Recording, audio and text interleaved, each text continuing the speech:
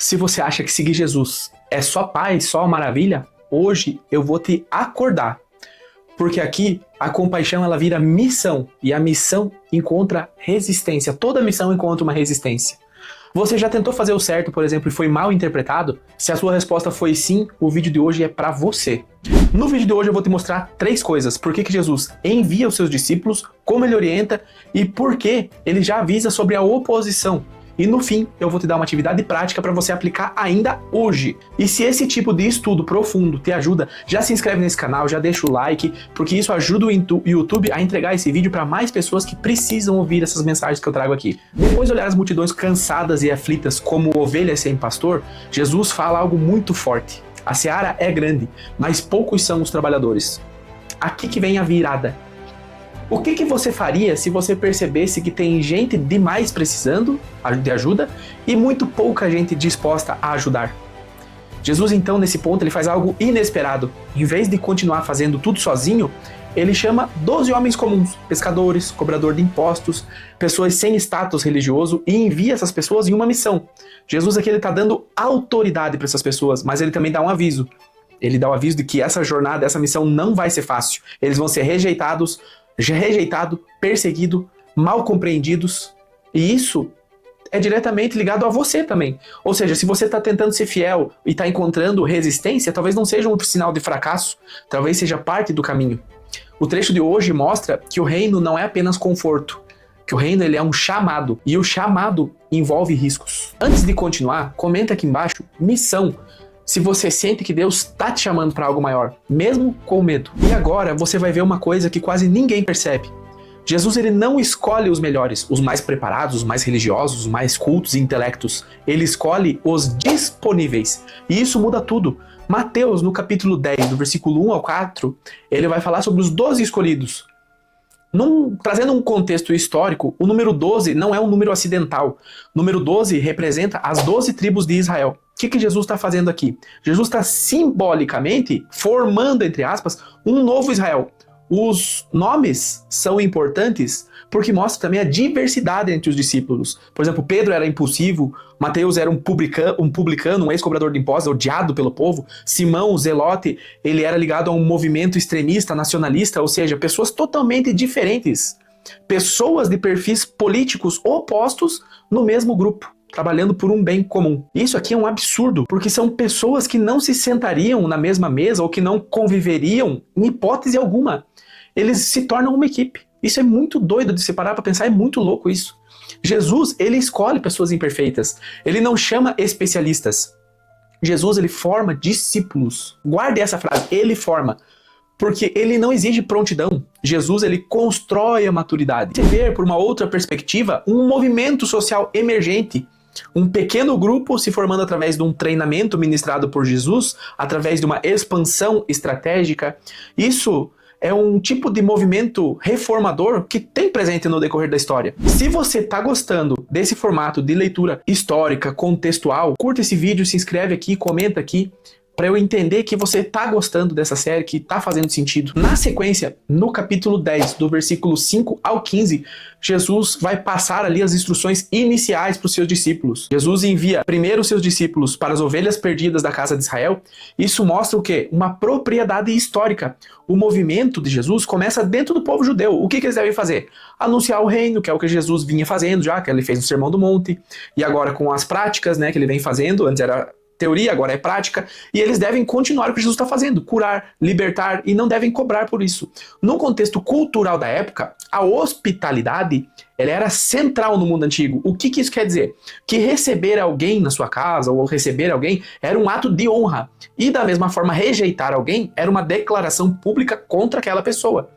O sacudir o pó dos pés era um gesto simbólico de ruptura. Aqui nós percebemos que o reino ele não se impõe. O reino, ele se oferece. Você não força portas. Você oferece presença. Você oferece um conforto. Essa orientação, ela revela uma missão baseada em simplicidade, uma dependência comunitária, que representa também que uma rejeição não deve paralisar o movimento, que você deve estar preparado para as dificuldades, porque elas vão aparecer. Você deve estar preparado para os opositores, porque eles vão aparecer. Isso aqui que Jesus está fazendo é uma estratégia de expansão descentralizada. Ou seja, ele está delegando ali, não está voltando só para ele. E aqui vai entrar uma das maiores dores de quem tenta fazer o bem. Por exemplo, quando você é rejeitado, você acha que acabou. E Jesus aqui está te ensinando justamente o oposto, que não acabou, que faz parte do processo de crescimento, que faz parte a rejeição, a perseguição faz parte. No capítulo 10, do versículo 16 ao 23, o trecho fala sobre o aviso que Jesus dá referente à perseguição. Quando Jesus fala, eis que os envio como ovelhas no meio de lobos. Essa frase é muito forte, porque Jesus não está romantizando o caminho como se fosse tudo flores. Jesus está dizendo, haverá tribunais, haverá conflitos familiares, haverá perseguição, ou seja, não vai ser fácil. E por que que Jesus avisaria isso antes? Por que que ele falaria isso? Porque Jesus ele prefere te preparar do que te iludir. Trazendo um pouco de contexto histórico do porquê que Mateus escreve dessa maneira nesse trecho, Mateus ele escreve aqui provavelmente para uma comunidade judaico-cristã que estava já enfrentando exclusão das sinagogas, que estavam enfrentando tensões com as autoridades religiosas. Esse discurso, da forma como Mateus traz aqui, ele reflete a materialidade concreta do século I. Ser discípulo de Jesus não é uma garantia de tranquilidade, não é uma garantia de nada. Ser discípulo de Jesus é uma demonstração de fidelidade em meio à oposição. As ovelhas, entre os lobos, representam o seguinte, representam a vulnerabilidade, representa contraste de valores e representa viver diferente em um sistema hostil. Basicamente é isso que representa, isso de viver ovelhas vivendo no meio de lobos. Mesmo quem é fora da fé, isso é sociologicamente real, mesmo para pessoas que não acreditam nisso, isso se comprova quando qualquer movimento que desafia estruturas estabelecidas, qualquer movimento vai enfrentar resistência. E aqui Jesus prepara os seus seguidores psicologicamente para eles enfrentarem essas oposições. E dentro desse trecho tem uma frase central, que é quem perseverar até o fim será salvo. Aqui o salvo ele pode significar preservado, pode significar mantido firme, pode significar libertado ou libertação. Não é apenas uma linguagem de céu, por exemplo. É uma resistência ativa. A perseverança não é teimosia. A perseverança é ser fiel com lucidez. Hoje, Jesus pode estar te dizendo o seguinte, não espere conforto absoluto ao fazer o que é certo. Espere coerência e permaneça firme. É isso que a mensagem de hoje está trazendo para você. E se você quer continuar comigo nessa sequência de Mateus, se inscreve aqui no canal, porque no próximo trecho, Jesus vai falar sobre o custo emocional da missão. E isso é muito mais atual nos dias de hoje do que você pode imaginar.